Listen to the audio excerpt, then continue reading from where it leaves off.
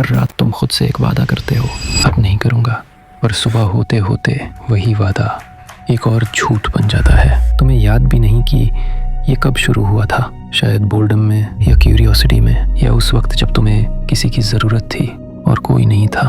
तुम्हारा माइंड कहता है बस आखिरी बार, और तुम जानते भी हो कि ये झूठ है, फिर भी तुम करते हो। लेकिन उस साइलेंस के बाद वो गिल्ट, वो खालीपन, वो नफरत खुद से वो फिर से लौट आती है, जैसे तुम्हारा अपना दिमाग तुमसे कह रहा हो तुम बदल नहीं सकते। सिर्फ आप ही नहीं हो जो ऐसा करते हैं, आपकी तरह ही बहुत सारे लोग हैं जो इसका शिकार हैं। तो आज हम इसके बारे में जानेंगे कि ये कैसे तुम्हें बर्बाद करती है और इससे दूर कैसे जाएं, स्पेशली अगर आप अभी यंग हो। The loop of guilt and escape. तुम सोचते हो मैं वीक हूँ, पर सच्चाई ये है तुम सिर्फ लॉस्ट हो। ये एडिक्शन सिर्फ एक हैबिट नहीं है, ये तुम्हारे इमोशन से भागने का तरीका बन चुका है, लोनलीनेस से, स्ट्रेस से और उस वॉइड से जो तुम खुद भी समझ नहीं पाते। हर बार जब तुम ऐसा करते हो, तुम अपने ही ब्रेन को एक सिग्नल भेजते हो, रियलिटी अनबेरेबल है, चलो कुछ सेकंड के लिए उसे भूल जाए। और धीरे धीरे तुम्हारा दिमाग ये मान लेता है कि यही है तुम्हारा कोपिंग मैकेनिज्म।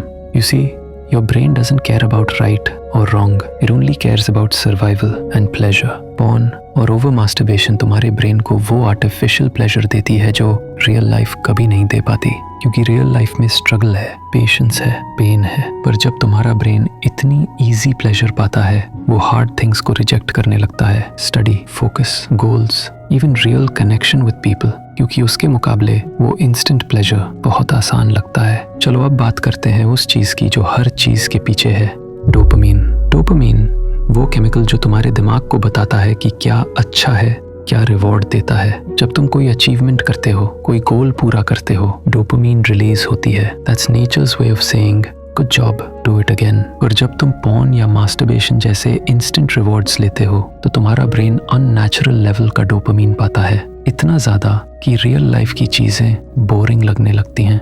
धीरे धीरे तुम्हारा ब्रेन डिसेंसिटाइज्ड हो जाता है, मतलब उसे अब ज़्यादा स्टिमुलेशन चाहिए, सेम प्लेजर पाने के लिए ज़्यादा इंटेंसिटी, ज़्यादा फैंटेसी, ज़्यादा टाइम लगता है। That's why it becomes a loop, pleasure, guilt, shame, escape, pleasure again. तुम खुद को कंट्रोल करना चाहते हो, पर तुम्हारा ब्रेन अब उस केमिकल हिट के बिना नॉर्मल फील ही नहीं करता। It's not you who's weak, it's your reward system that's hijacked. Psychological damage. अब बात करते हैं उस डैमेज की जो नजर नहीं आता, तुम्हारे सेल्फ इमेज का। हर बार जब तुम फिनिश करते हो और गिल्ट महसूस करते हो, तुम्हारे अंदर एक वॉइस कहती है तुम लूजर हो, तुम डिसिप्लिन नहीं रख सकते। That voice becomes your identity, और धीरे धीरे तुम खुद को वैसे ही देखने लगते हो। तुम मिरर्स में अपनी आईज अवॉइड करने लगते हो, तुम्हारे अंदर कॉन्फिडेंस मरने लगता है, मोटिवेशन गायब होने लगती है, because deep down you know you're betraying yourself every single time you stop trying new things,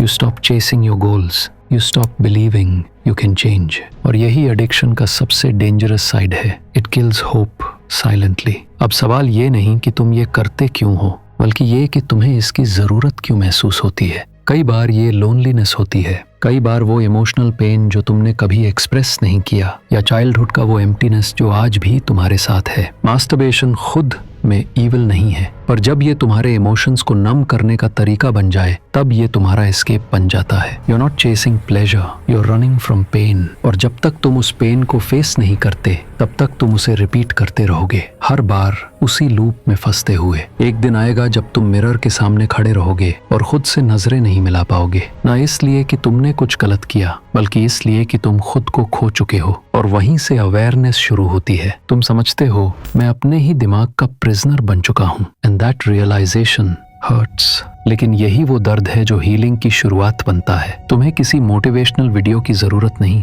तुम्हें बस सच देखना है। सच ये है तुम्हारे अंदर वो शक्ति है जो इस लूप को तोड़ सकती है, लेकिन पहले तुम्हें अपने माइंड को ऑब्जर्व करना सीखना होगा, ना कि उसे कंट्रोल करना। When the urge comes, don't fight it blindly. बस उसे देखो, observe how it rises, peaks and fades, because no urge lasts forever.